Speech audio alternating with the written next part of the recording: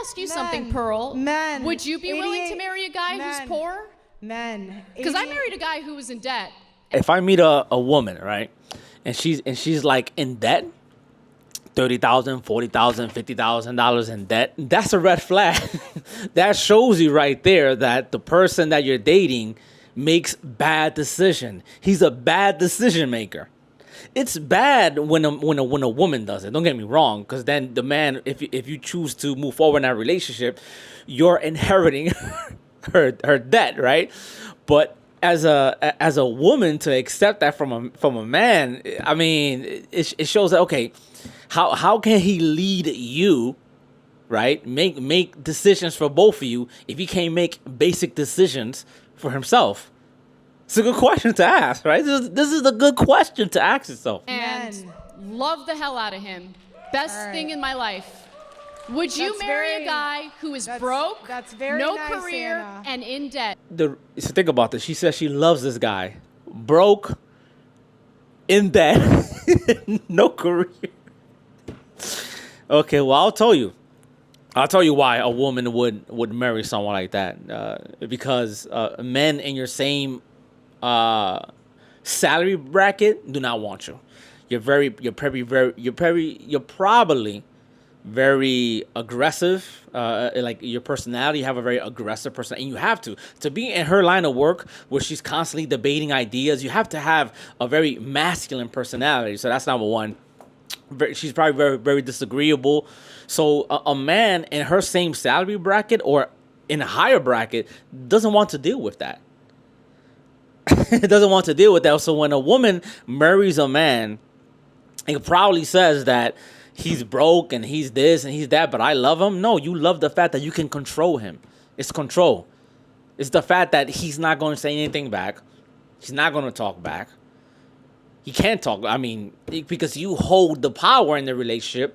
The dynamic of power goes on your side because you have all the money in that, which money means control, leading, direction. You got someone that's not going to argue with you. So he's just a body. He's not going to have any opinions, preferences, or even any sense of leadership in him. How could he, if he's marrying a woman that makes more money than him and he's in debt and she's saying that she married him and he's broke? Either look. Let's be honest here. This to me, right? A woman like this saying that she's marrying a guy that's I understand marrying a broke guy.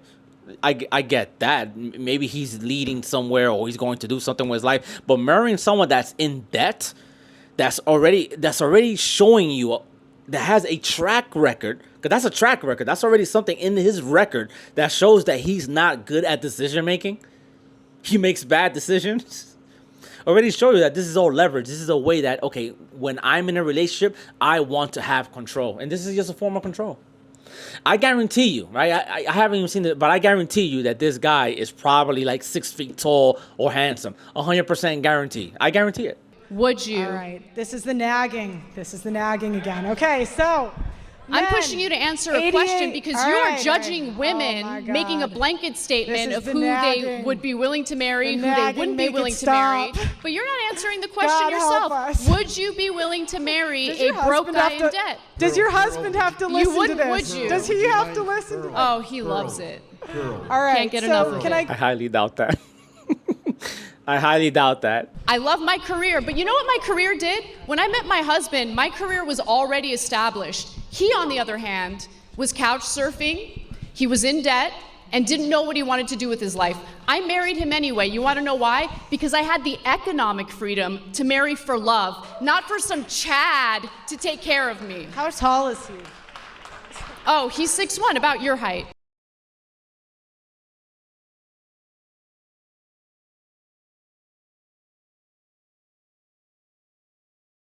Lots of people said that. People broke up because it's like, oh, I got to look at your ass all day. That I didn't bargain for that. That wasn't at all an issue with us. It did kind of start to be. So my husband was a bartender when the pandemic hit. And so he obviously got laid off right away, which I was, understanding about. I think what started to kind of get in between us, although not to the point where it became a problem, was where I felt like I was working all the time, even though I was working from home. And he was a bartender, so like he doesn't really have any other options other than making a career change. Of course. So finally got to a point where I was like, you need to make a career change. And I'm glad I did that, even though it was difficult for me to do, because like being the nagging wife is not my thing. Right. But he was understanding about it, and he then pursued what I think he was always meant to do, which is he's the head baseball coach at a school, and he was a professional baseball player prior to that. Says that she doesn't want to be the nagging wife, and then she nags him to change his career. You can't make this up. I don't want to be that nagging wife, and she nags her husband to change her career. Jesus Christ! So the guy's a bartender, right? So here's the thing. Anna's obviously very successful woman, probably very well, like maybe a millionaire at this point. I don't know. So obviously marrying a man like this, marrying a bartender, out of all things, marrying a bartender, this is just a sense of control. How else can you explain the fact that you're a successful woman and you want to marry a bartender? Right? I question this. I really question this, and the fact that he just goes on and says, you want me to change my career? Well, fine, baby, I'll change my career. Here's the thing. If you met him, if you truly loved him, this is where I truly doubt the whole love thing, right?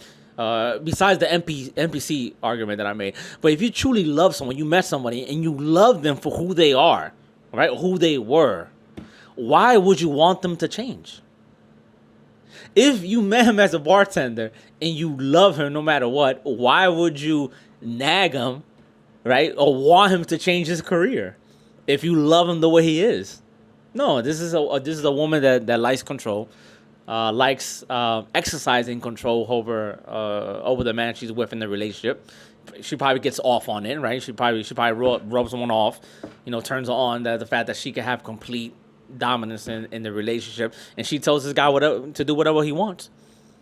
And the crazy thing is that the guy's not even. You can tell that he's not a real man, because he's not even getting kids out of this equation. She said that she doesn't have children. She doesn't have children. She doesn't want children. What self-respecting man doesn't want to get married and have a legacy left behind after he's long and gone? What man? I mean, there's men out there that wouldn't mind, but very few men do that. Also, I want to bring your attention to this, right? They did a study in Sweden. I'll put it up on screen. So they did a study on women and men that hit the lottery. So men that hit the lottery, they all start families. All of them get married, they have kids, they start families. What's interesting about this study is they found that women that hit the lottery and they become millionaires have no children. They start no families. Are you seeing a connection here? You seeing the connection here? So men, they have loyalties. They have a sense of duty, of leaving their legacy behind. Women, absolutely no sense of duty, no sense of leaving anything behind. They don't care. It's all about their selfish desires and feelings at the moment that they want satisfied. I mean, how else can you put it? I mean, really, how else can you put it? So this woman right here, Anna, married a bartender, the 6 foot, may I add, the 6 foot bartender. I don't know. What do you say about that? She says he wasn't the Chad. The bartender, the 6 foot bartender, isn't a Chad. Oh my God, I don't know, guys. You tell me.